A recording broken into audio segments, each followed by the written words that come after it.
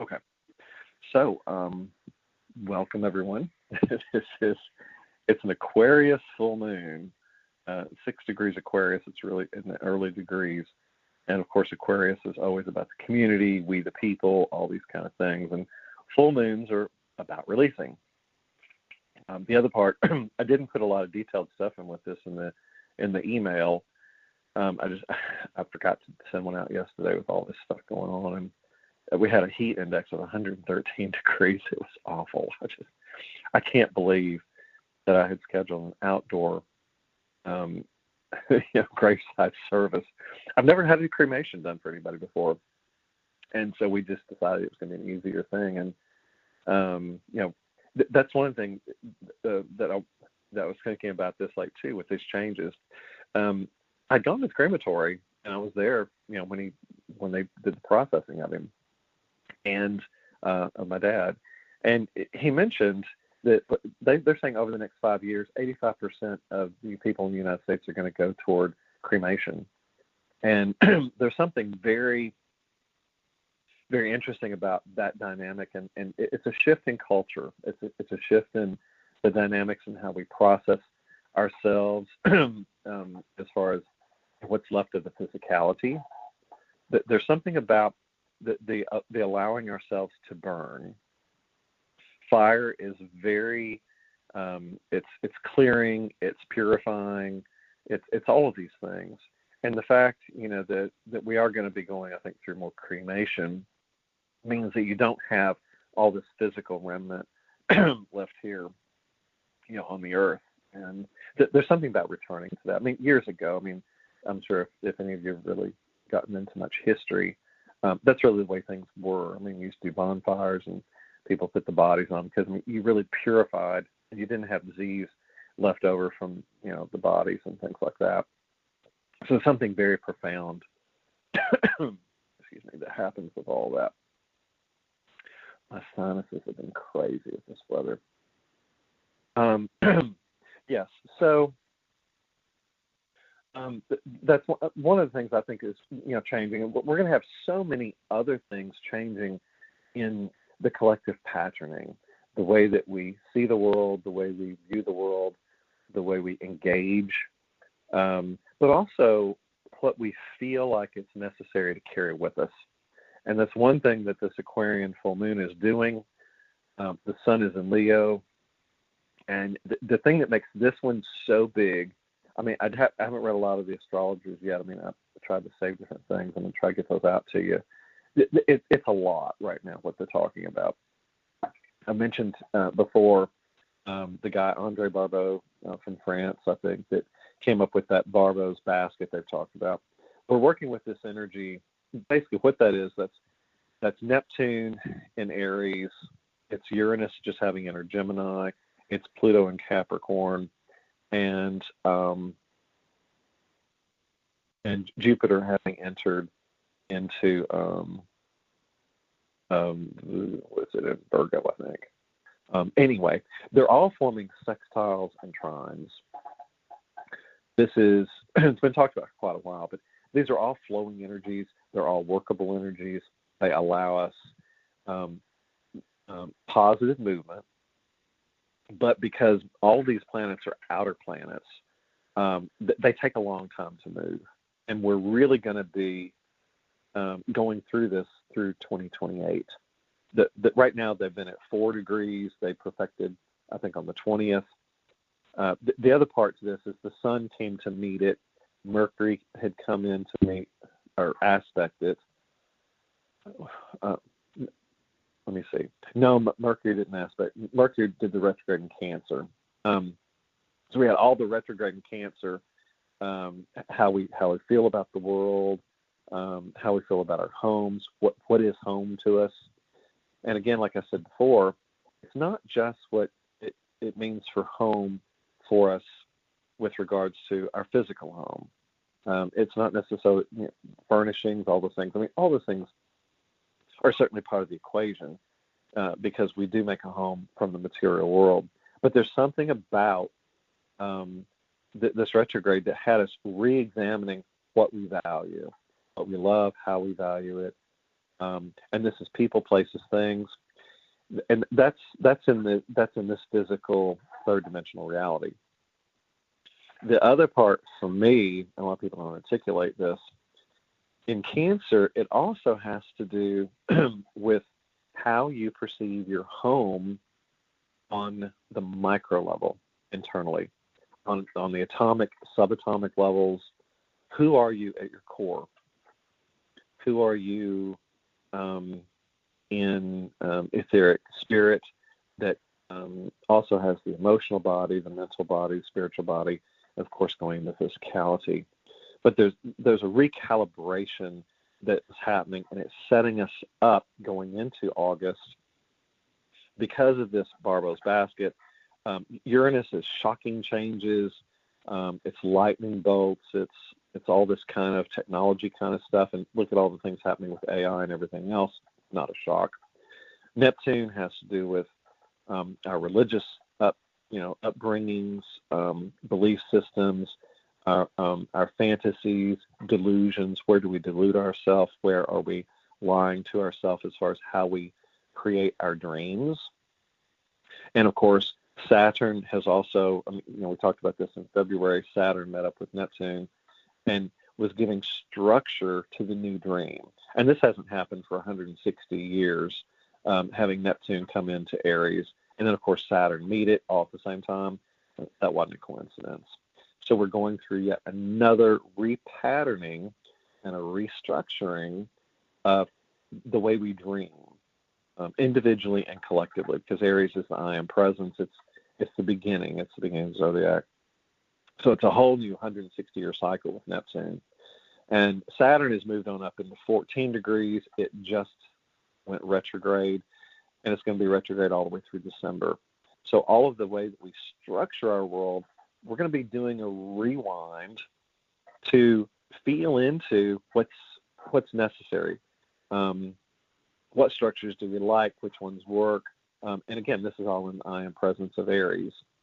As it goes back, it's going to come back to Neptune. So it's going to be closer and closer and closer, restructuring the dream. So I want to say it's in the middle of December when it actually gets there and starts to go forward again. But it's going to rework the way that we structure our lives individually, collectively. And again, those are aspecting Uranus. So it's going to be, shocking shifts, changes, because that's in Gemini. But it's sextiling. So it's workable energy creating movement. The other thing that's being aspected on the other side is Pluto. Pluto is in Aquarius at 4 and 5 degrees, or maybe it's 6 by now. But Pluto moves really slow. Pluto is death, destruction, reformation, just completely, transforming who we are at the core. And so Pluto is trining, which is it's the most harmonious energies, Uranus. So even though we're having shocking revelatory things come to us with regards to death and rebirth on core levels, it's very flowing, workable energies. And that's why a lot of the astrologers are saying we really are in a renaissance time with regards to how we're playing with energies. The other part to this, Jupiter, coming into. Actually, let me pull my. I'm sitting here just doing this off the top of my head. I forgot to pull my spreadsheets up. Oh, and of course, my computer restarted itself. That's nice. Okay, the spreadsheet's reloaded in though. Let me just find the one I was working with most recently. Okay, here we go. Okay, let me remind myself what was happening here. Oh, duh, yeah. Okay. The reason this moon is so powerful is because the sun has crossed over into Jupiter as it creates the moon in Aquarius.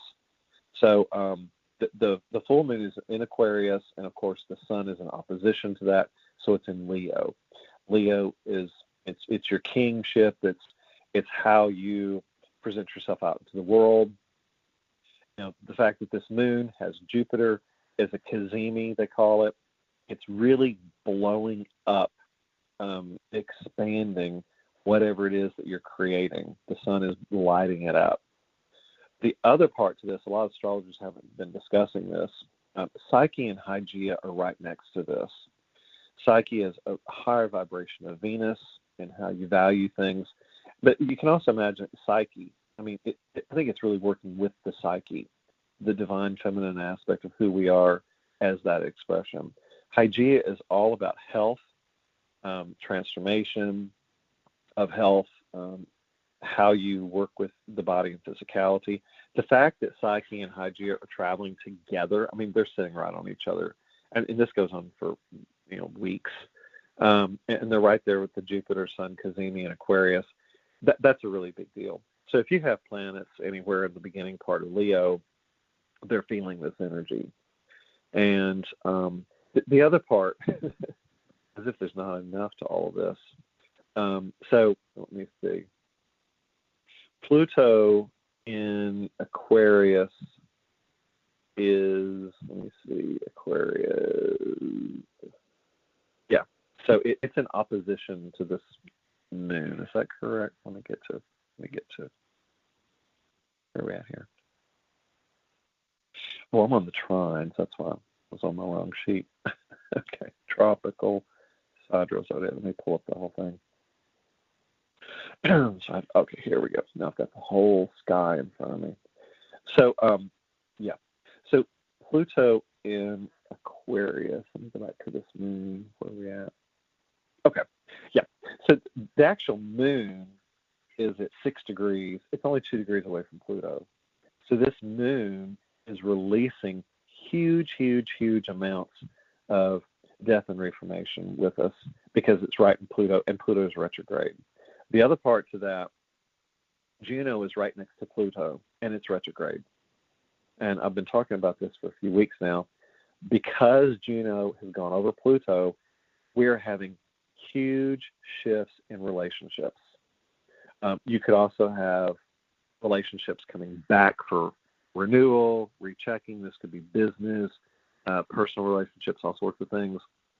But the fact that this full moon is sitting right on Pluto with Juno only 3 or 4 degrees away, all that energy is working together. Full moons are releasing lots and lots and lots of death, I think, because it's also in Aquarius. It's the sign of the people. I am presence. So you've got personal death and stuff, but you also have the collective.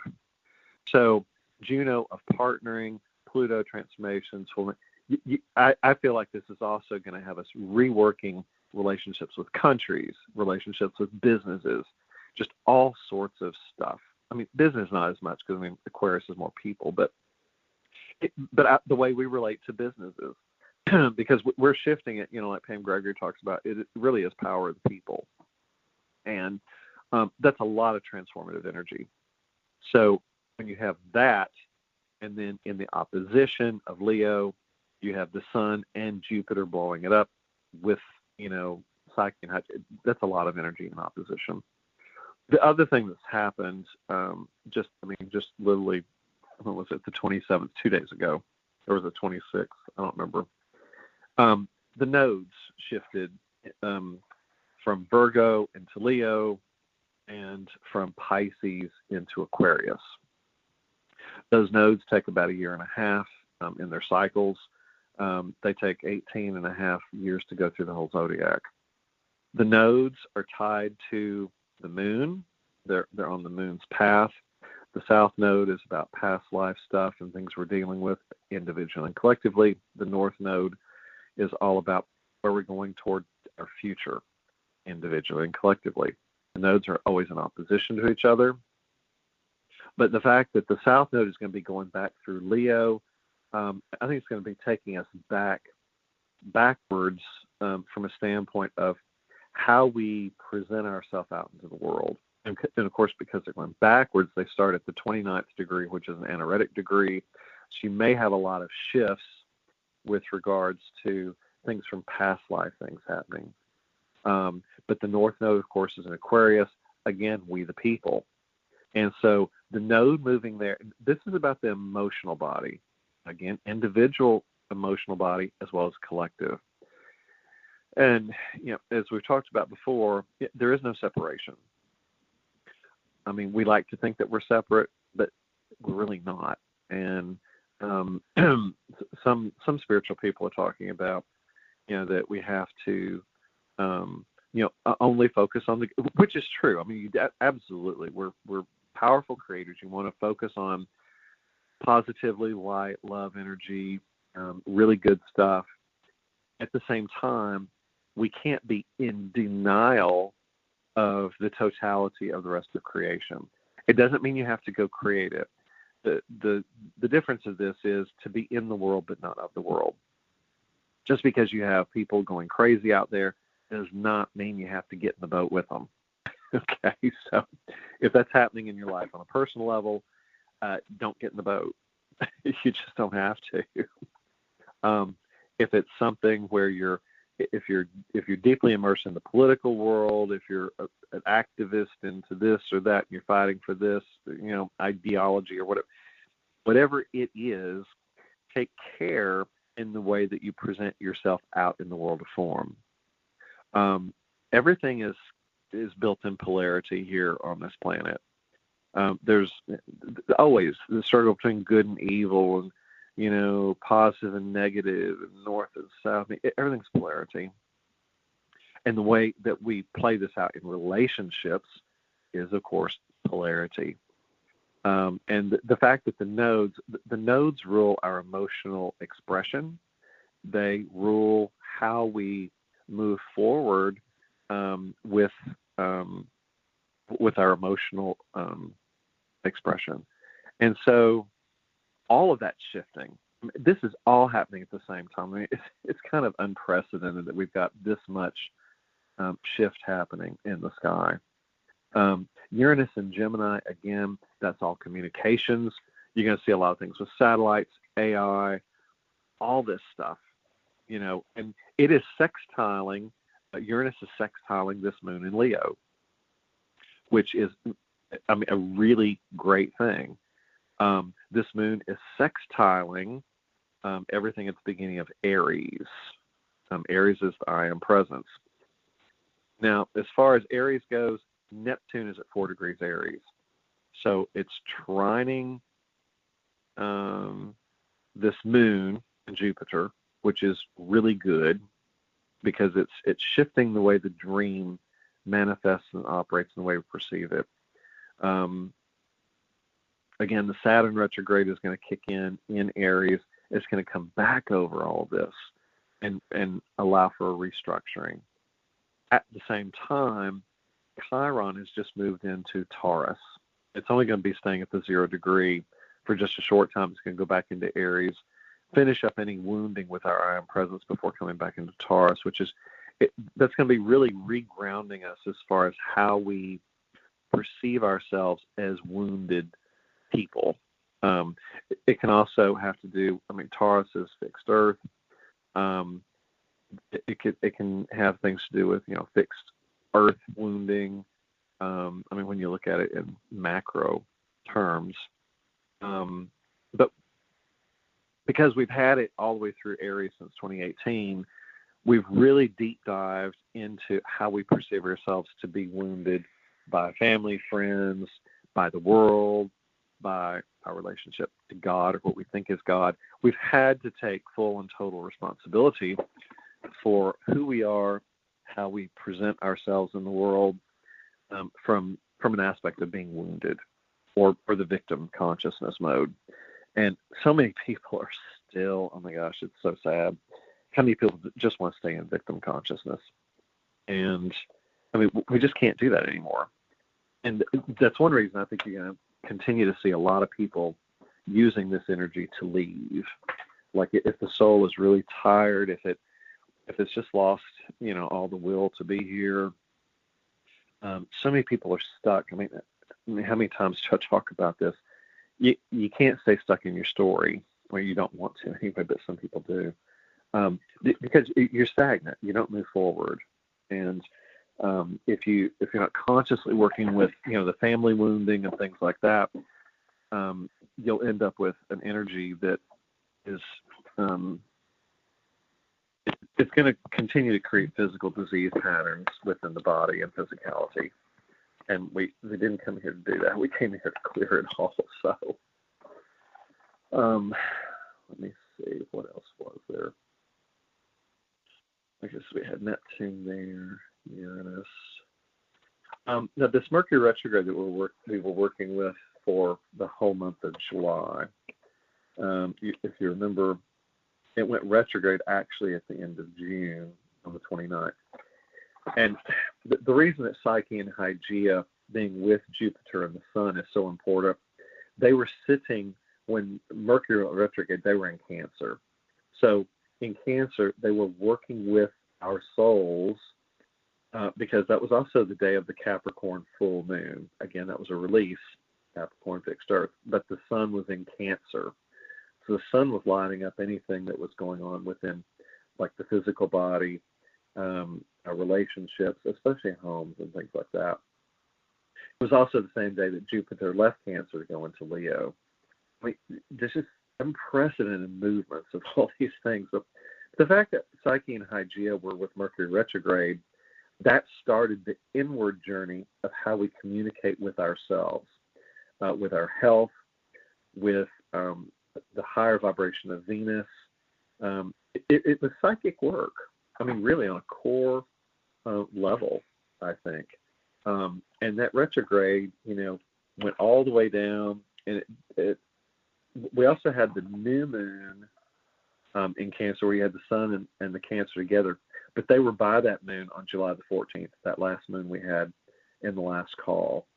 So Mercury being in that new moon took us into the core of our emotional bodies. The Sun lit it up, and it gave us even more data and information to look at what we were doing.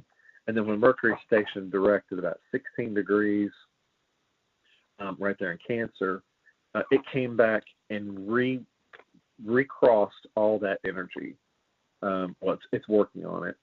In fact, it's only moved up to 17 degrees now. It's been sitting at those 2 degrees. I mean, if you had anything in the middle of Cancer in your chart, I mean, you've been taken into your core in the emotional body, and totally reworking how you want to communicate. Now, Mercury's going to quickly move on, and it's going to leave Cancer on August the 9th. But we're really on a complete internal journey in how we communicate with ourselves. And again, this is part of it is the emotional body and how we perceive ourselves, the wounded parts, like I talked about, with Taurus. We've been working on that too. But the bigger part of this to me is how do we talk to our cellular structure? If you worked with Judith for any decent amount of time, she took us all into during all these workshops and things that we would do. She took us into core levels of awareness on the subatomic levels, and we cleared out so many things over time with that. And that's another thing that we're really doing at this particular time, I think, is going and working on at those levels. Let me see. What else was there here? There's just so much happening in the sky right now. It's a lot. Let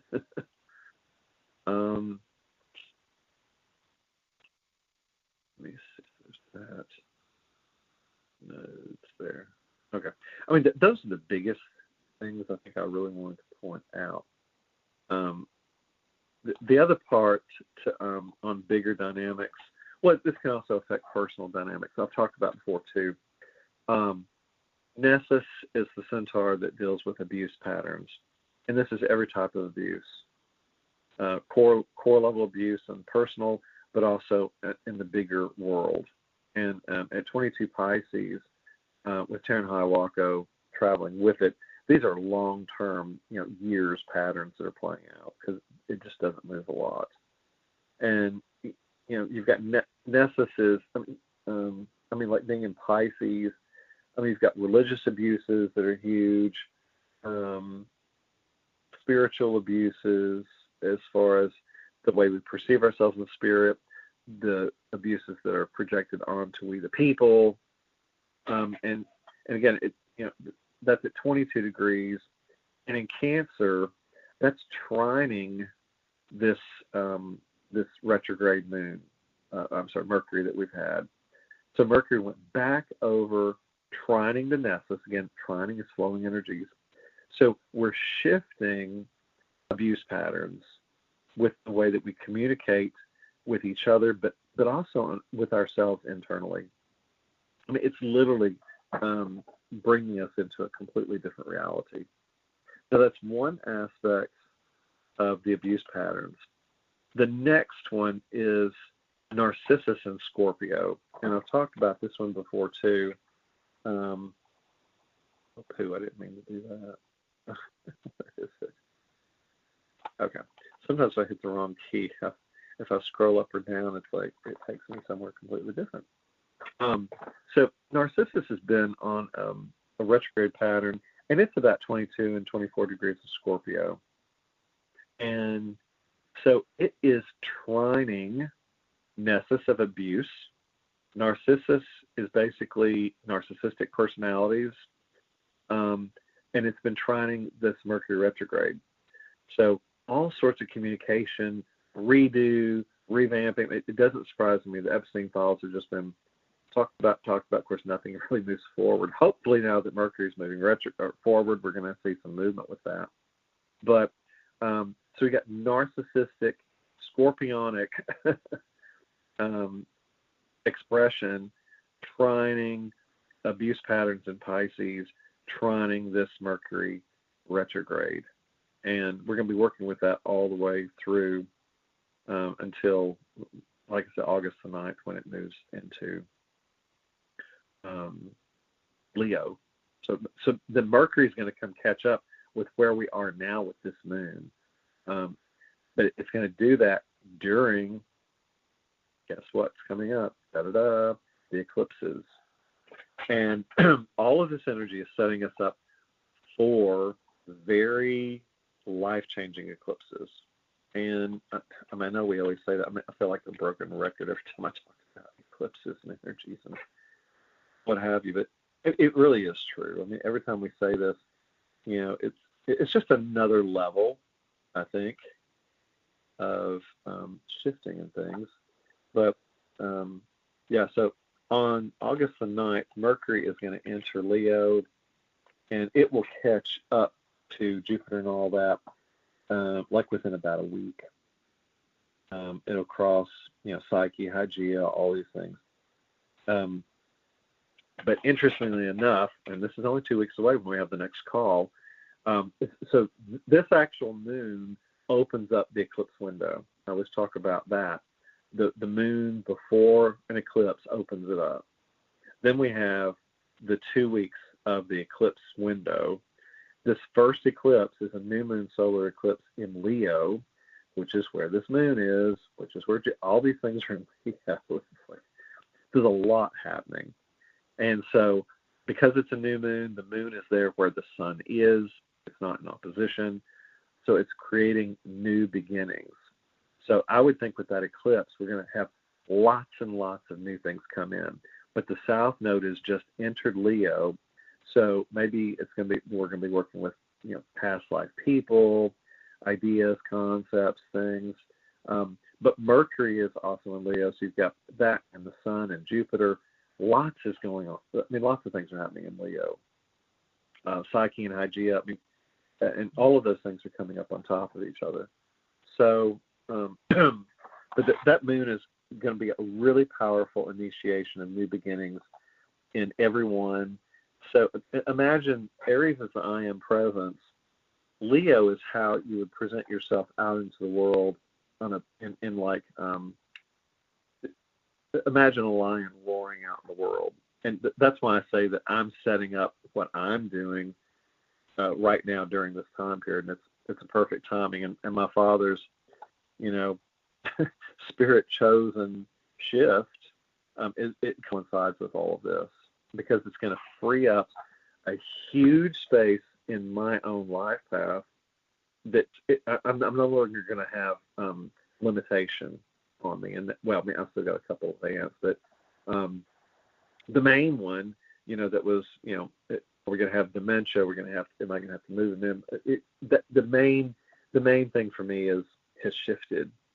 And so, I mean, it really is perfect. I never dreamed that this was going to happen like this. So my life is going to open up really immensely there. And it may open up again, with, additional shifts in the way that I engage other family members. Some more of that may shift. And I think it's happening this way for everybody. Obviously, everybody's chart's going to be different.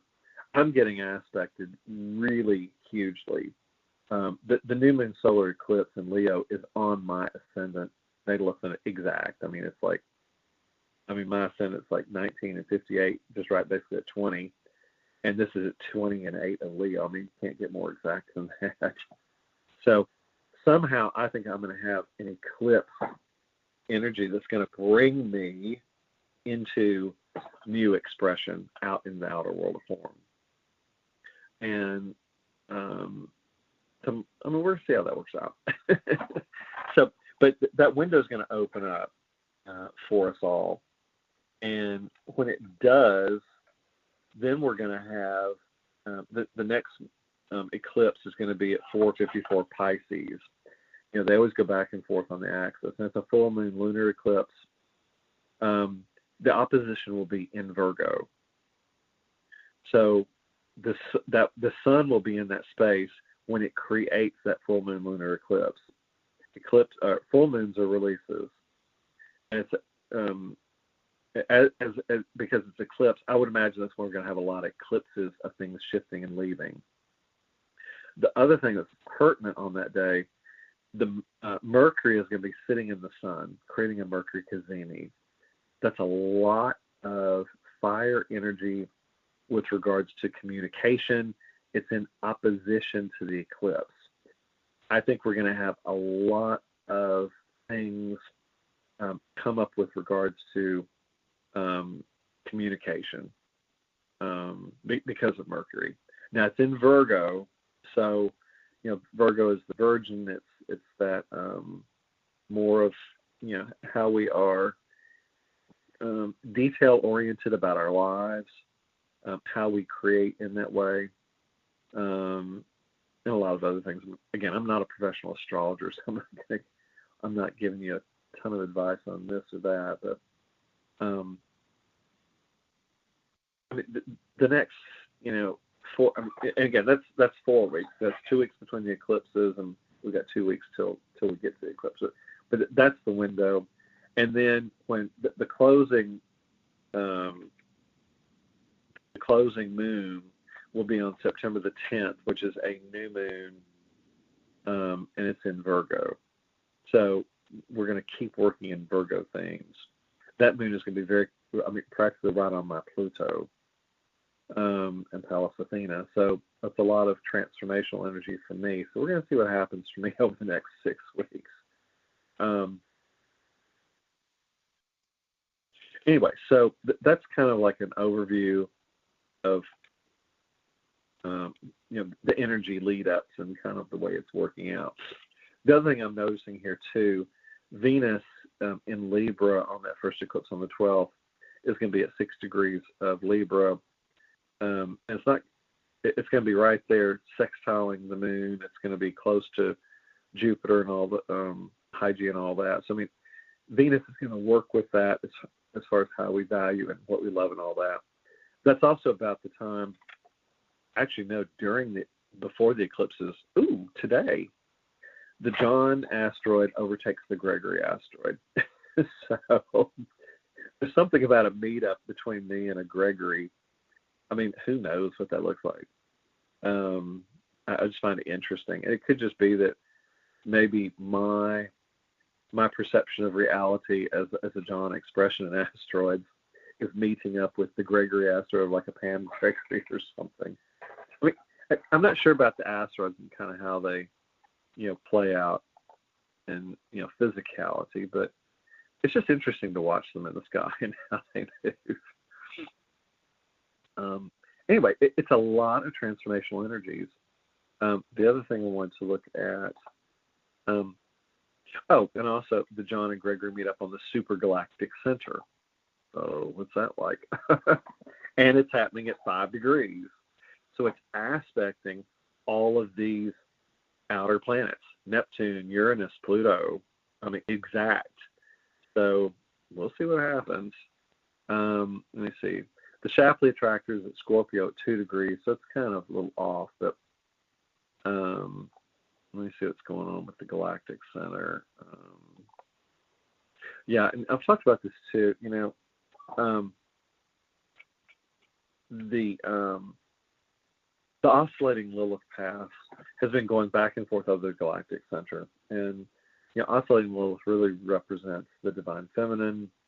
And it's, if you have anything in those places, it's really being activated right now. And of course, that's at 27 degrees, so it's not really in direct aspect with these things in the Barbault's basket. But if you have anything there, it's galactically, I think, being lit up. That was another thing I wanted to kind of bring in, but I mean, that kind of gives you an idea, I think, of what we're playing with. Now over time, though, I talked about Juno is going to go back from Aquarius into Capricorn before it comes back in to meet up with Pluto. It goes into Capricorn on that first eclipse on August the 12th. And so it's going to be away from Pluto. So we're going to go back into some Capricorn restructuring with relationships before it comes back to meet up again. And it's going to go direct on the 17th of September. It will meet back it's going to come back into Aquarius on the 23rd of October, and it will approach Pluto yet again going forward around November the 3rd.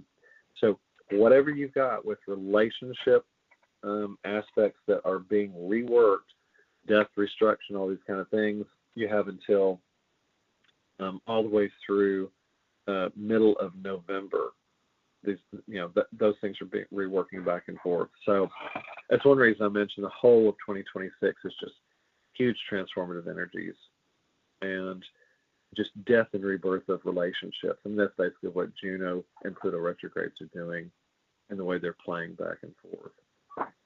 Because Pluto goes direct, it doesn't go direct until October the 16th. So that's a lot of internal work that we're doing. And, yeah. And again, for more professional advice on these things, read. Hopefully I can, put some of these people together and send out an email, maybe later tonight after we do the call. Yeah. So I think those are the big things that's happening right now, particularly with this moon. Again, because the moon is in Aquarius. Where's my map? That's June. I have to look over at the dates and see. Yeah, okay, here we are. Yeah, the full moon. The full moon's right there with Pluto and Juno retrograde. I mean, just a lot of transformational death and rebirth, and also relationships.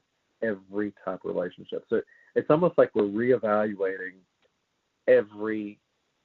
the relationship. I would say it's relationship to everything even. I mean, I put this in huge, big context. And we'll see how it plays out. The other thing that's interesting is that my natal composite chart with the AstroDance computer has Juno right where Pluto is at this degree. Yes, businesses have charts, which to me means the computer, the AstroDance computer, which I pull up all this. This is the biggest computer in the world that handles astrology. But my composite partnering with the computer is at Pluto and this moon. So I have a feeling this is the point where I'm supposed to play with this computer more. So again, we're going to see how forward this goes.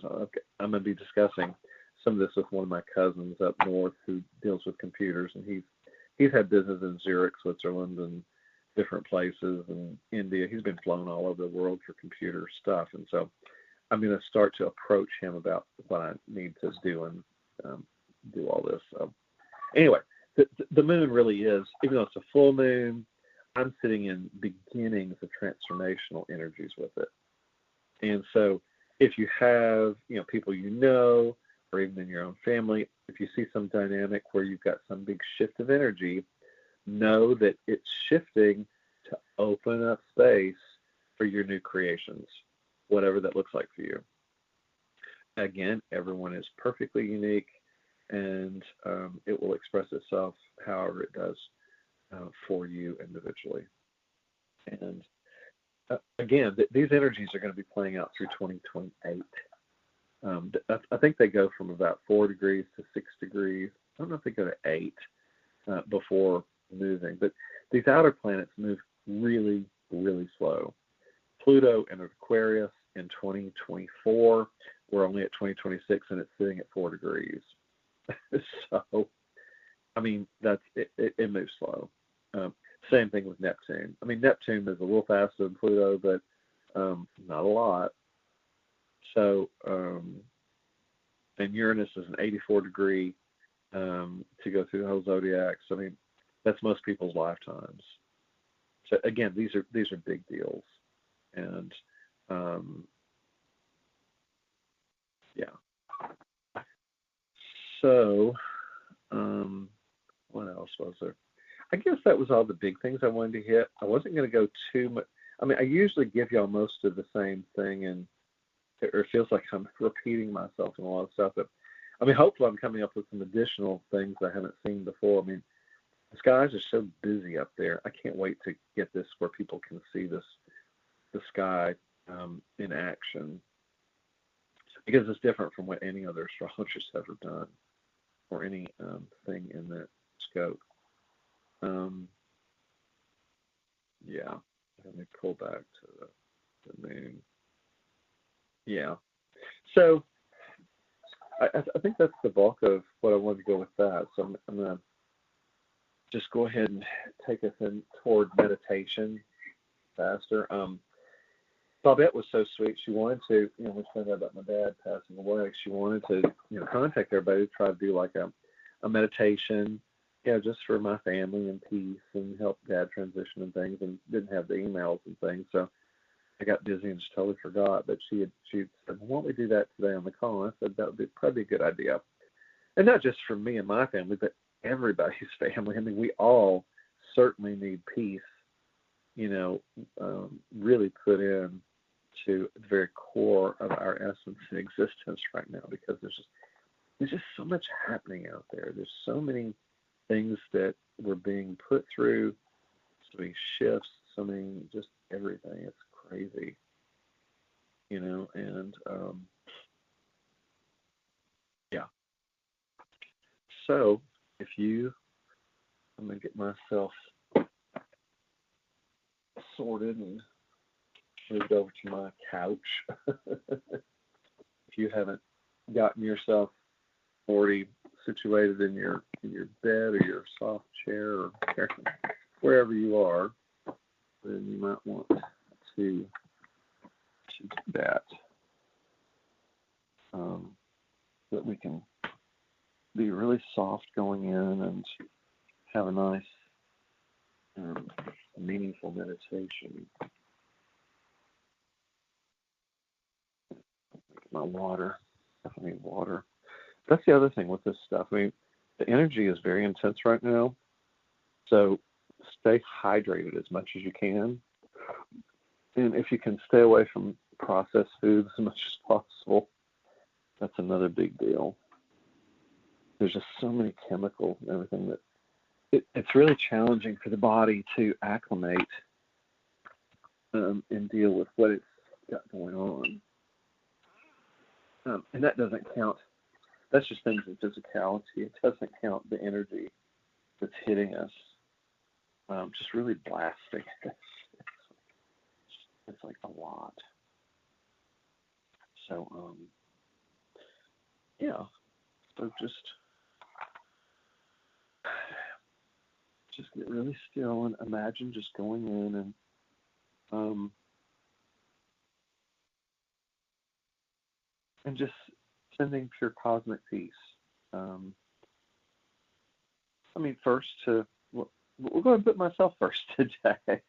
We'll do me and my family dynamic, and my father and his transitioning, and peace for that continued journey and soul transition.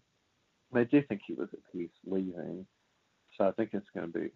When I've looked in and feel into it, it feels, like there's not a lot of shock or anything. I think there was definitely a readiness to go. There's one thing I was going to touch on. So Alzheimer's and dementia. I'm certainly not a doctor. I know a lot of people that are going through this. It's a huge epidemic in this country, and part of it is because of chemicals in the food supplies and everything else. Certainly, but there's also something else where the Spirit kind of took me into this, where so many times when we're so busy taking care of someone else, we don't attend our own energy fields as much. And I think a lot of people in dementia have been caregivers or some type of energy where they always gave to somebody else. And it's almost like they didn't have anything else to give. Another part to that dynamic also, though, is there's something about your life force. We each have life force. When we come in, we live our life through the time, through the axis of time, and then we go through soul progression, and then the body goes through physical aging processes as we get older. Some people accelerate at different time periods within the lifespan. Some people accelerate in physicality toward physical death really early in life, either through disease patterns or just exhaustion, or where the soul gives up. And so if we're in a constant juxtaposition of awareness, we're here, we're in a physical body, we have our mental capacity and emotional capacities, which give us our sense of feeling into the world. But when we give that up, when we give up our own sovereignty and we release our energy and we don't take the totality of all of the adamantine particles that we are, when we don't use that in its highest form, depending on how many of you have had sessions with Judith, I'm sure everyone on the call, except for the ones that didn't have something with Jude, you've been in a place where Jude told you were in a void. I certainly had it plenty of times. And I remember I was thinking, oh my God, what's wrong with me? I'm in a void. She says I'm in a void. She was always telling me, I had to call so-and-so and tell them they're in a void. And I'm like, okay. And I never really understood that at first. And Spirit's been taking me deeper into that within these last few weeks. When your soul is fully engaged and you're deeply immersed with soul and spirit, when you're deeply immersed in the cosmic part of God and the sun, great central sun, the great central sun, and so on and so forth, and most people don't have awareness of that, but the point, as long as you're plugged in and you are activated as far as your soul progression in life, then you are in your own sovereign self. So many times as we go through life, through time, the aspect of what we perceive to be time, we get to a point where we feel exhausted and we start giving up and we're tired. And I have found myself saying, God, I'm so tired. Oh, I'm so worn out. Spirit, I'm so worn out. God, there's this whole thing. And I'm like, okay, what is that about? Part of it is exhaustion because I've been giving and giving and giving and giving and giving, and I just don't feel like I have anything else left to give. And when I've done that, though, again, so think about this, and this is really important. If they say we're always creating our own reality every second, every minute of the day. So if I constantly go into that programming for myself, and this is me, I'm so exhausted. I mean, if you keep telling yourself that, you add to the exhaustion. I mean, it's almost like a self-fulfilling prophecy. And I've had to catch myself just constantly these last few days because that I am tired and I'm so exhausted from the journey. I'm tired of attending everything and everyone else. I mean, I really want I want to put me first for a change. And I mean, my mom used to always have songs that used to come up, and Diana Ross's "My Turn" from the '70s. It's my turn to see what I can see. That's just it's like my anthem right now. It's my turn. But I had to sit in this because I kept wondering if there's some aspect of myself that's not been in a void, where I've not been able to participate in life fully and completely. I've put parts of my life on hold, which is absolutely true. In that hold, though, there was also all this precipitation, the creation of everything I've been doing for the last 3 years.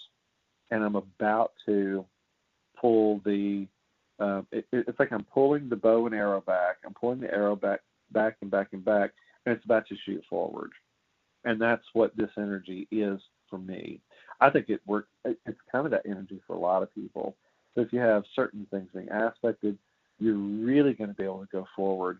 And the way the energy is with Uranus and Neptune and Jupiter and this whole, because it's like we really can make great strides in where we move forward. But for people that are stuck, so this is where it goes to dementia. If people give up, and especially in later life, like as people age and go through soul progression, it's like you're going into the later years where you're going into descent or decline. Well, part of it is descent for some people, but as people start to lose life force, if you give up life force, your body is here in physicality. Your soul and spirit's here. I mean, you're never not, the soul's not there. But some people, you know how Jude would always say, so-and-so's not in their body. So-and-so is too flighty. They're not grounded. And when we get in those spaces, we open the soul up for any part that we don't take dominion over. It's like a juicy space for demonic possession. It's juicy for any entities that want to come in and glam on. I mean, we're really in the astral planes. And so the more you play in the astral plane, either when you're sleeping or just in the daytime if you're zoned out, spirits can really latch on to you and just do complete numbers on you. And so that's when Jude would say, oh, so-and-so's in a void. You're in a void, or whatever it is. And among other things. But so when your soul is voided out, it's like there's no movement. You're not moving forward. You're not making decisions. You're not consciously participating in the act of being an I am presence. And so when you're voided out, if you stay in that space a long period of time, you start checking out. And it almost feels like that's part of what dementia and Alzheimer's types of things are. Now, obviously, these things manifest in different ways, but we've had such a huge problem with an acceleration of cases of dementia and Alzheimer's. And they say that that's going to continue to exponentially increase over the next few years. And it makes me wonder, well, why is that happening? And if you look at the way the world is being conditioned, no one engages with the world anymore. They're so busy watching television that boob tube is right up in everyone's faces, especially older people. They don't get out, and they're totally consumed with the boob tube. And when you do that, you're in a false reality. Television is not real. It's created on purpose to just entertain you. And the more and more and more you take in the false reality, the more you're not living here in the present reality. And I think that all of those things contribute to the dementia state. And when you're in that checked out state, you're just in a deeper and deeper void. And if you can be sustained in that deeper void by nursing homes or wherever else that can just bill Medicare and Medicaid and insurances, then they don't have to do much for you. You just sit there vegged out, and they keep billing. And it represents the absolute worst part of the distortion of the medical system. We really are in an inverted reality. I've told y'all that the last few weeks, months, about the inversion. Everything in our reality is upside down, and they sustain it by all the programming with the television and news and movies and all that kind of stuff. They put the false narratives. They put non-reality things out there, and people get sucked up into it. And it's just so bizarre to me how that happens, but it does. And so, but that's the thing I want to talk about. I wanted to mention with regards to dementia. I think part of it is when people void out, and if you've been very mental in your world, where you had to think about everything, overthink this, had to worry about this, the mind got really worn out over those years. And when the mind becomes so consumed with data, it becomes overloaded. And I think it starts shutting down the capacity to go in and access what it needs to for communication. And I mean, when we're young, it's like the filing cabinets are pretty empty. There's room to put all of this and that, whatever else. But as you're older, we try to hold everything. We try to hold the story, not just our story, but everybody's story. And it becomes too much. The brain can't process it anymore, and it starts shutting down to protect itself because it is too much. And at some point, does it matter what the story was? You have to release not just your story, but the story of every person you've ever carried. And that's kind of like a shocking thing for the psyche to have to do. You don't have to carry it with you. To be in the present moment, you do not have to know what you did 13 years ago or 50 years ago. You don't have to know that. You can shift it on a dime. And that's part of what I think is, where people are. They have such a problem doing that. So that's something Spirit kind of explained to me with dementia, per se, is the fact that it's people that go into a deep void and they just check out, and they can't talk to anyone, they can't see anything, they can't understand anyone. It's just sad. So, okay. Well, that's what I wanted to go to, Pat. So, again, don't go into fear with any of this, but do ask yourself, if you feel like you're having memory issues or things, do go in and focus and work with your mind. Don't overthink it, for sure. But anyway. Okay, so on that note, let's just go ahead and deep dive. And again, imagine yourself, like I was talking about earlier, we're coming out of the Mercury retrograde. We went direct on the 23rd, which was 6 days ago. So we're going into forward motion of Cancer, and all this backward journey we've been doing. Imagine that you're now able to move forward. Things are different, they're more positive. Imagine that you are able to do that, have a positive memory with this energy, and you can reactivate yourself. These frequencies are just so, I feel like I'm in La La Land right now. I don't know about y'all, but I mean, it's all I can do here.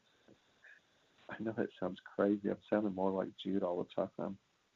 But, and part of it, I didn't get much sleep today, so I'm kind of like out of it. But, I mean, we really are in a space where um, the higher frequencies have no choice but to come in, and we're taking them in and acclimating them on very deep and core levels. So, to the extent that you can, just continue to allow people in and spirit in, and transmute anything that doesn't fit for you anymore on every level, mentally, emotionally, spiritually, and physically, but also the atomic and subatomic levels and layers. And again, as we always do, invite Father, Father God, invite the Elohim Builders of Form, invite every ascended master to infinite presence, invite all of the archangelic kingdoms, invite all of the elemental kingdoms, Saint Germain and the Violet Flame, the Diamond Christ Light, as well as the 12th Golden Ray, and pull all of that in to assist with this transformation and this huge shift for you individually, globally, and then for each of us in the call. And just imagine that peace permeating. And yes, please do start with me and my family, my father in transition, and then of course any other, all the other people that are in the call, family, friends, dynamics, shift for the highest potentiality. It doesn't matter what the circumstances are. Let spirit just take those circumstances and dissolve them. And that can be done.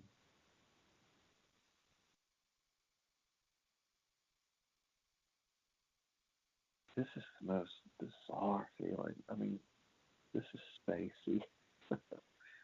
Part of it is the configuration, the Barbault's basket. It's a very distinct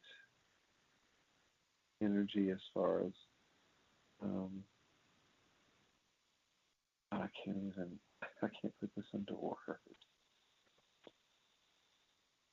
Okay, let's just go in.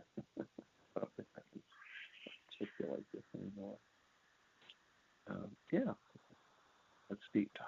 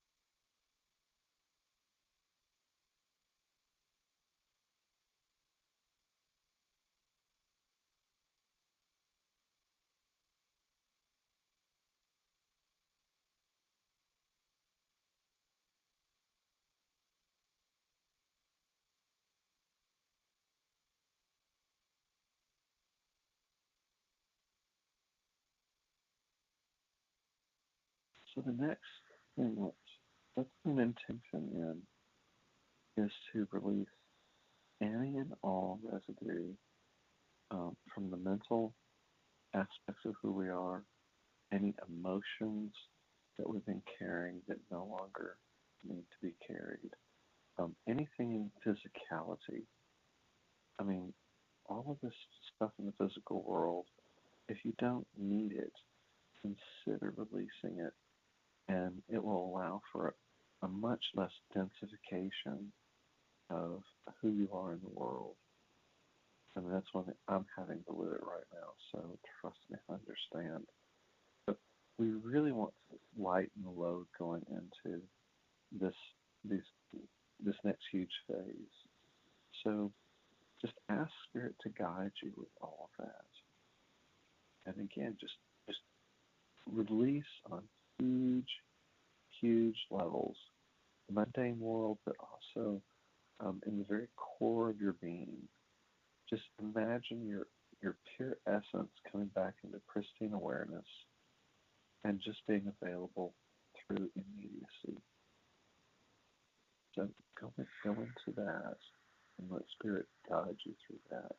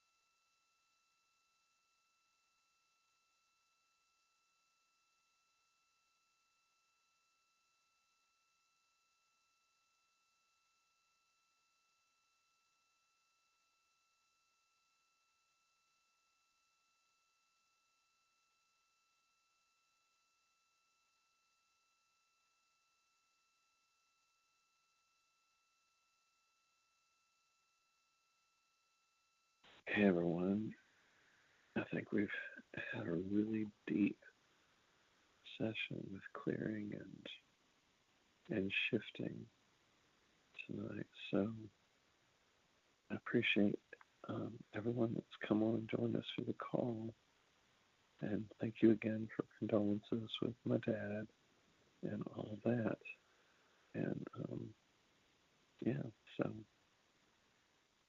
take care during this really intense time and enjoy the ride because, like I said, there's going to be a lot of big shifts individually and collectively. So we'll discuss some more in a couple of weeks and see where everyone is. Okay, many blessings and much love to all of you.